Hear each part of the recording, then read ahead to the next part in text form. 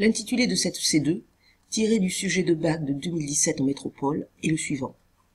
Vous présenterez ce document, puis vous caractériserez les inégalités de salaire qu'il met en évidence. Il faut donc d'abord présenter le document. C'est un tableau produit par l'INSEE en 2016. Il porte sur les inégalités de salaire selon le sexe et la CSP. On a donc comme variable le salaire selon le sexe et la CSP. L'année est 2011 et l'unité est l'euro, et notamment ce sont des euros courants, ce qui ne pose pas de problème puisque le tableau ne porte que sur une année 2011. On peut maintenant analyser le document et pour cela travailler sur les termes qui indiquent le travail à faire. Caractériser, autrement dit mettre en évidence. Inégalité, ce sont des différences de salaire. Des écarts entre les catégories, le sexe ou la CSP. On peut alors reformuler la question. Quelles sont les inégalités de salaire en France? Quelles variables influencent ces inégalités? Mais aussi, quelles sont les variables les plus importantes? On peut maintenant lire le document.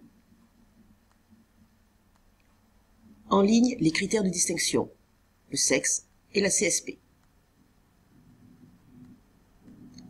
Dans la première colonne, la mesure des inégalités, selon plusieurs calculs. D'abord, le premier décile, qui mesure le salaire maximal annuel des 10% les moins bien payés. Le 9e décile, qui mesure le salaire minimal annuel des 10% les mieux payés. Le rapport interdécile, qui mesure l'écart entre ces deux groupes de manière relative. On a alors une mesure en termes de dispersion. Enfin, la dernière ligne nous donne la moyenne. Cela nous permettra d'avoir une mesure en termes de disparité. Prenons des données. Ainsi, le salaire annuel maximal des 10% des femmes les moins bien payées est de 1 890 € en 2011. Le salaire annuel minimal des 10% des femmes les mieux payées est de 30 540 €. Pour les femmes, le salaire annuel minimal des 10% les mieux payés est 16 fois plus élevé que le salaire annuel maximal des 10% les moins bien payés. Et en moyenne, le salaire annuel des femmes est de 16 720 € en 2011. On peut maintenant répondre à la question.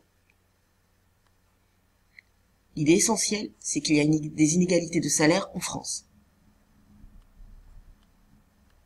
Ainsi, le salaire minimal annuel des 10% les mieux payés est 15,1 fois plus élevé que le salaire maximal annuel des 10% les moins bien payés. Ces inégalités se retrouvent entre groupes. D'abord entre hommes et femmes. On peut alors opérer une mesure en termes de disparité. Les hommes gagnent en moyenne 1,3 fois plus que les femmes. On opère alors comme calcul le salaire moyen des hommes divisé par le salaire moyen des femmes. Les inégalités se retrouvent aussi entre CSP. Là aussi, on peut calculer les inégalités en termes de disparité. Le salaire annuel des cadres est en moyenne 2,6 fois supérieur à celui des ouvriers. Cependant, ces inégalités se retrouvent aussi à l'intérieur de catégories. Entre femmes. Ainsi, pour les femmes, le salaire annuel minimal des 10% les mieux payés est 16,1 fois plus élevé que le salaire annuel maximal des 10% les moins bien payés. Entre hommes. Ici, les inégalités sont plus faibles.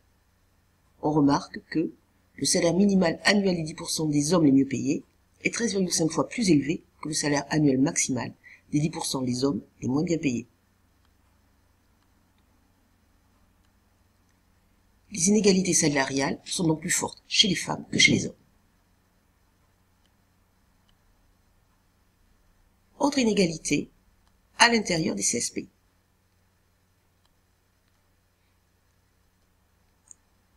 Ainsi, les inégalités de salaire sont plus faibles chez les cadres et les professions intermédiaires que chez les ouvriers et les employés. Pour les cadres, le salaire annuel minimal des 10% les mieux payés est 5,9 fois plus élevé que le salaire annuel maximal des 10% les moins bien payés.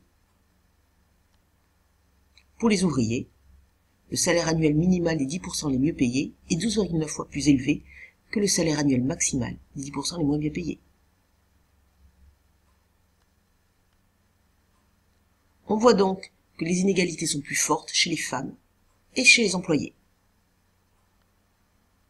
puisque dans ces deux cas, le rapport interdécile tourne autour de 16. On peut peut-être relier les deux idées par le fait que les employés sont majoritairement des femmes.